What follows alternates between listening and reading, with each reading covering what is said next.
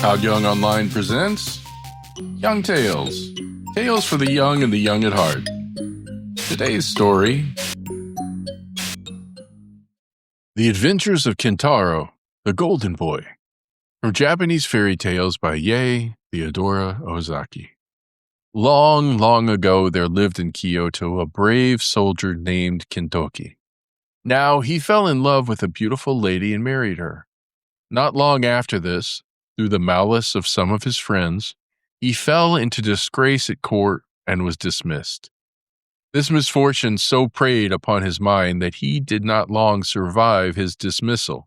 He died, leaving behind him his beautiful young wife to face the world alone. Fearing her husband's enemies, she fled to the Ashigara Mountains as soon as her husband was dead, and there in the lonely forests where no one ever came except woodcutters, a little boy was born to her. She called him Kintaro, or the Golden Boy. Now the remarkable thing about this child was his great strength, and as he grew older, he grew stronger and stronger, so that by the time he was 8 years of age, he was able to cut down trees as quickly as the woodcutters. Then his mother gave him a large axe, and he used to go out in the forest and help the woodcutters, who called him Wonder Child, and his mother the old nurse of the mountains, for they did not know her high rank. Another favorite pastime of Kintaro's was to smash up rocks and stones. You can imagine how strong he was.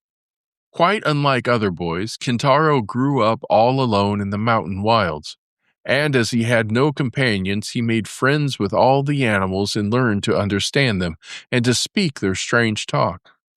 By degrees, they all grew quite tame and looked upon Kintaro as their master, and he used them as his servants and messengers. But his special retainers were the bear, the deer, the monkey, and the hare. The bear often brought her cubs for Kintaro to romp with, and when she came to take them home, Kintaro would get on her back and have a ride to her cave. He was very fond of the deer, too, and would often put his arms round the creature's neck to show that its long horns did not frighten him. Great was the fun they all had together. One day, as usual, Kintaro went up into the mountains, followed by the bear, the deer, the monkey, and the hare. After walking for some time up the hill and down dale and over rough roads, they suddenly came out upon a wide and grassy plain covered with pretty wildflowers. Here, indeed, was a nice place where they could all have a good romp together. The deer rubbed his horns against a tree for pleasure. The monkey scratched his back, the hare smoothed his long ears, and the bear gave a grunt of satisfaction. Kintaro said, "Here is a place for a good game. What do you all say to a wrestling match?" The bear, being the biggest and the oldest, answered for the others. "That will be great fun," she said. "I am the strongest animal, so I will make the platform for the wrestlers." And she set to work with a will to dig up the earth and to pat it into shape. "All right," said Kintaro. "I will look on while you all wrestle with each other. I shall give a prize to the one who wins in each round." "What fun! We shall all try to get the prize," said the bear. The deer, the monkey, and the hare set to work to help the bear raise the platform on which they were all to wrestle. When this was finished, Kintaro cried out, "Now begin! The monkey and the hare shall open the sports, and the deer shall be the umpire. Now, Mr. Deer, you are to be umpire." "Hee," answered the deer, "I will be umpire. Now, Mr. Monkey and Mr. Hare, if you are both ready, please walk out and take your places on the platform." Then the monkey and the hare both hopped out, quickly and nimbly, to the wrestling platform. The deer, as umpire, stood between the two and called out, "Redback, Redback!" This to the monkey, who was a redback in the Japan. "Are you ready?" Then he turned to the hare. Long Ears, are you ready?" Both the little wrestlers faced each other while the deer raised a leaf on high as signal. When he dropped the leaf, the monkey and the hare rushed upon each other, crying, "Yoshio, Yoshio!" While the monkey and the hare wrestled, the deer called out encouragingly, or shouted warnings to each of them as the hare or the monkey pushed each other near the edge of the platform and were in danger of falling over. Redback, stand your ground," called out the deer. Long Ears, Long ears, be strong, don't let the monkey beat you, grunted the bear. So the monkey and the hare, encouraged by their friends, tried their very hardest to beat each other. The hare at last gained on the monkey. The monkey seemed to trip up, and the hare, giving him a good push, sent him flying off the platform with a bound. The poor monkey sat up, rubbing his back, and his face was very long as he screamed angrily, "Oh, how my back hurts! My back hurts me!" Seeing the monkey in this plight on the ground, the deer, holding his leaf on high, said, "This round is finished. The hare has won." Kintaro then opened his luncheon box and, taking out a rice dumpling, gave it to the hare, saying, "Here is your prize, and you have earned. Here is your prize, and you have earned it well." Now the monkey got up looking very cross, and as they say in Japan, his stomach stood up, for he felt that he had not been fairly beaten. So he said to Kintaro and the others who were standing by, "I have not been fairly beaten. My foot slipped and I tumbled. Please give me another chance and let the hare wrestle with me for another round." Then Kintaro, consenting, the hare and the monkey began to wrestle again. Now, as everyone knows, the monkey is a cunning animal by nature, and he made up his mind to get the best of the hare this time if it were possible. To do this, he thought that the best and surest way would be to get hold of the hare's long ear. This he soon managed to do. The hare was quite thrown off by his guard by the pain of having his long ear pulled so hard, and the monkey, seizing his opportunity at last, caught hold of one of the hare's legs and sent him sprawling in the middle of the dais. The monkey was now the victor and received a rice dumpling from Kintaro, which pleased him so much that he quite forgot his sore back. The deer now came up and asked the hare if he felt ready for another round, and if so, whether he would try a round with him. And the hare consenting, they both stood up to wrestle. The bear came forward as umpire.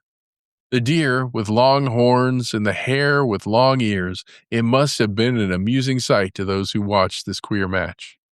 Suddenly, the deer went down on one of his knees, and the bear with the leaf on high declared him beaten. In this way, sometimes the one, sometimes the other, conquering, the little party amused themselves till they were tired. At last Kintaro got up and said, "This is enough for today. What a nice place we have found for wrestling. Let us come again tomorrow. Now, we will all go home. Come along." So saying, Kintaro led the way while the animals followed. After walking some little distance, they came out on the banks of a river flowing through the valley. Kintaro and his 4 furry friends stood and looked about for some means of crossing. The bridge there was none. The river rushed don-don on its way. All the animals looked serious, wondering how they could cross the stream and get home that evening. Kintaro, however, said, "Wait a moment. I will make a good bridge for you all in a few minutes." The bear, the deer, the monkey, and the hare looked at him to see what he would do now. Kintaro went from one tree to another that grew along the riverbank. At last he stopped in front of a very large tree that was growing at the water's edge. He took hold of the trunk and pulled it with all his might.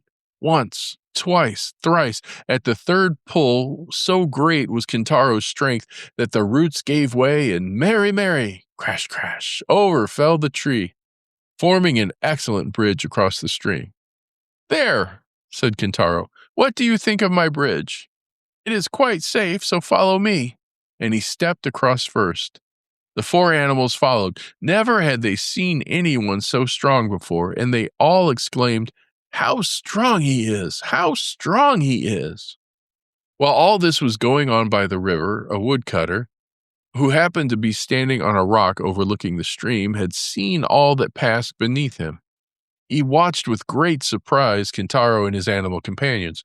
He rubbed his eyes to be sure that he was not dreaming when he saw this boy pull over a tree by the roots and throw it across the stream to form a bridge. The woodcutter, for such he seemed to be by his dress, marveled at all he saw and said to himself, "This is no ordinary child. Whose son can he be? I will find out before this day is done." He hastened after the strange party and crossed the bridge behind them. Kintaro knew nothing of all this and little guessed that he was being followed. On reaching the other side of the river, he and the animals separated. they on to their lairs in the woods and he on to his mother, who was waiting for him. As soon as he entered the cottage, which stood like a matchbox in the heart of the pine woods, he went to greet his mother, saying, "Okasa-san, mother, here I am." "Oh, Kimbo," said his mother with a bright smile, glad to see her boy home safe after the long day. "How late you are today. I feared that something had happened to you. Where have you been all this time?" "I took my 4 friends, the bear, the deer, the monkey, and the hare, up into the hills, and there I made them try a wrestling match to see which was the strongest. We all enjoyed the sport and are going to the same place tomorrow to have another match." "Now tell me who is the strongest of all?" asked his mother, pretending not to know. "Oh, mother," said Kintaro, "don't you know that I am the strongest? There was no need for me to wrestle with any of them." "But next to you, then, who is the strongest?" "The bear comes next to me in strength," answered Kintaro. "And after the bear?" asked his mother again. "Next to the bear, it is not easy to say which is the strongest, for the deer, the monkey, and the hare all seem to be as strong as each other," said Kintaro. Suddenly, Kintaro and his mother were startled by a voice from outside. "Listen to me, little boy. Next time you go, take this old man with you to the wrestling match. He would like to join the sport, too."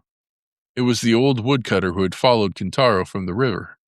He slipped off his clogs and entered the cottage. Yamauba and her son were both taken by surprise. They looked at the intruder wonderingly and saw that he was someone they had never seen before. "Who are you?" they both exclaimed. Then the woodcutter laughed and said, "It does not matter who I am yet, but let us see who has the strongest arm, this boy or myself."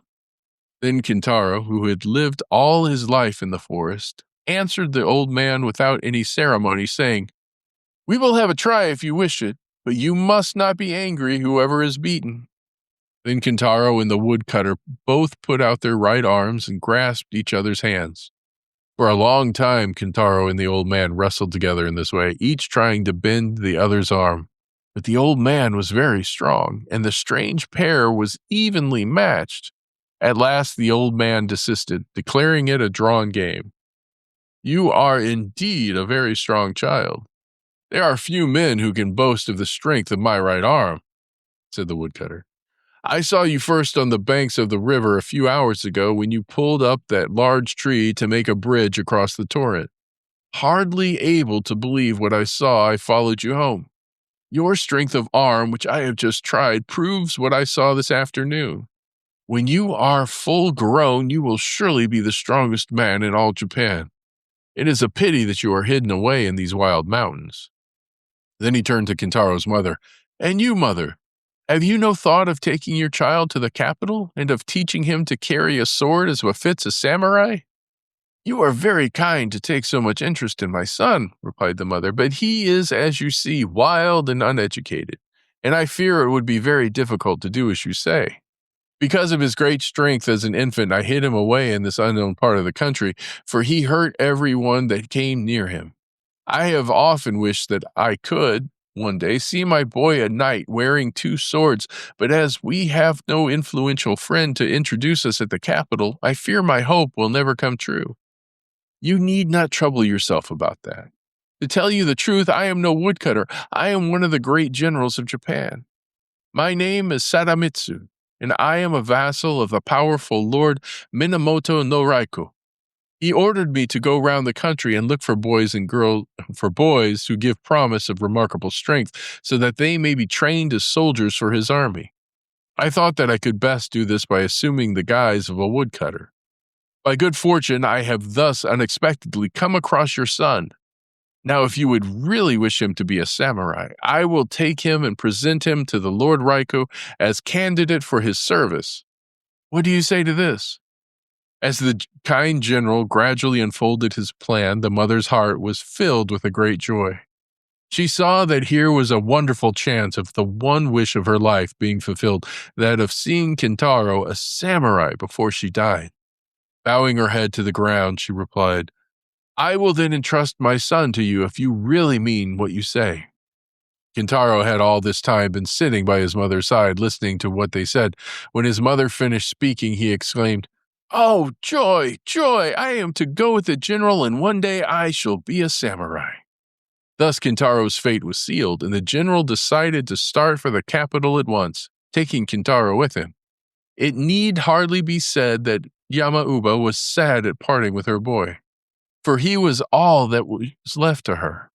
But she hid her grief with a strong face, and as they say in Japan, she knew that it was for the boy's good. Wait, let me start over there. But she hid her grief with a strong face, as they say in Japan. But she knew that it was for her boy's good that she should leave her now, that he should leave her now. Oh my goodness. And she must not discourage him just as he was setting out. Kintaro promised never to forget her and said that as soon as he was a knight wearing 2 swords, he would build her a home and take care of her in her old age. All the animals, those he had tamed to serve him, the bear, the deer, the monkey, and the hare, as soon as they found out that he was going away, came to ask if they might attend him as usual. When they learned that he was going away for good, they followed him to the foot of the mountain to see him off. "Kimbo," said his mother, "mind and be a good boy."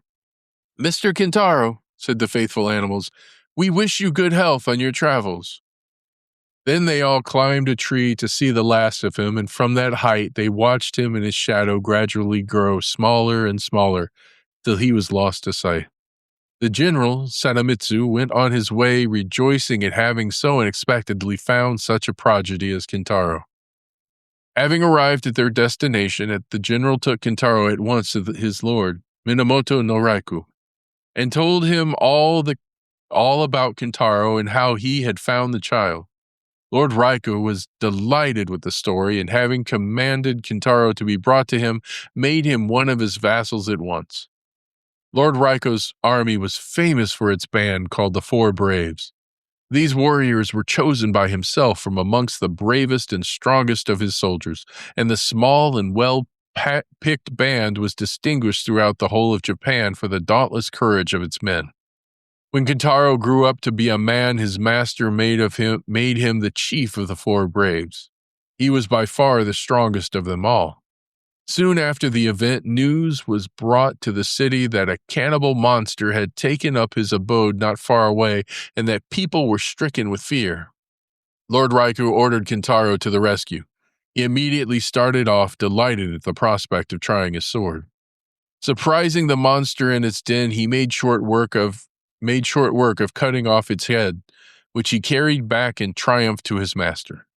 Kintaro now rose to be the greatest hero of his country, and great was the power and honor and wealth that came to him. He now kept his promise and built a comfortable home for his old mother, who lived happily with him in the capital to the end of her days. Is this not the story of a great hero? And here's where we end for today. Young Tales is produced and narrated by Todd Young from ToddYoungONLINE. If you enjoyed this, please like and subscribe and join us next time for another story. Thank you for your support.